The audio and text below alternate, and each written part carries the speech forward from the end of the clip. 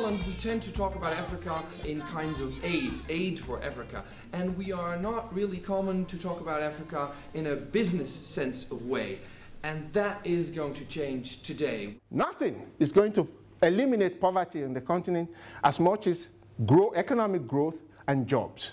If you give a man a job, then he can take care of himself. What we provide is two things, the product, beer and soft drinks. But what we provide, very importantly, is jobs. So I'm employing about 27,000 people in Africa. And we know from a big survey, the impact analysis, that in fact there's a multiplier of about 20 to 30 of your own personnel, that you can say so many more people you indirectly employ. The other big advantage which Africa has is that point there about 50% of the population being under the age of 30. In 15, 20 years from now, that is going to make a major difference to the dynamics of global economics. Africa is now moving into the international fashion industry and using its creative talents to do so. There is an upcoming and growing middle class and high class of Africa that is more and more interested in international luxury brands. And that's where we tap in. An example of international designers using African prints is, in this case, Jean-Paul Gaultier, who used our Vlisco wax fabrics in their collection of 2010.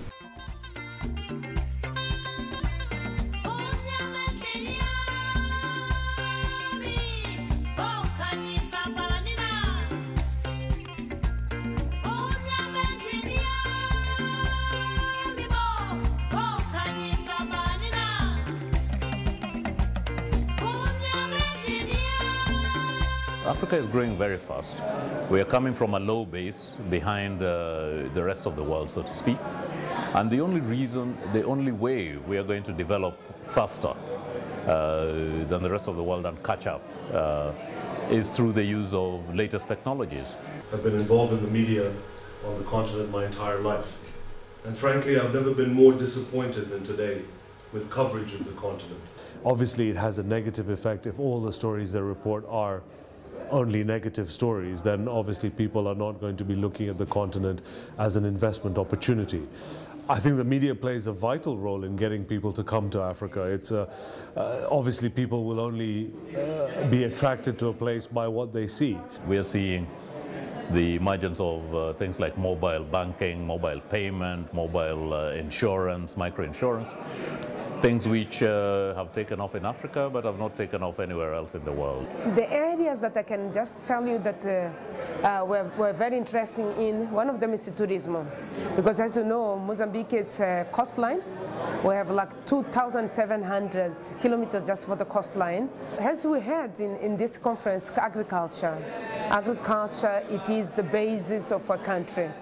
Agriculture is an absolute priority for Africa. We have to invest in productivity growth. Otherwise, we will not be able to feed Africa. Africa needs to provide energy to 1 billion people in the next 30 years. And for that to happen, more than $1 trillion need to be invested in infrastructure. It's really a win-win. It's not one side wins, the other side loses. For every new kilometer of road being constructed, I'm selling more beer.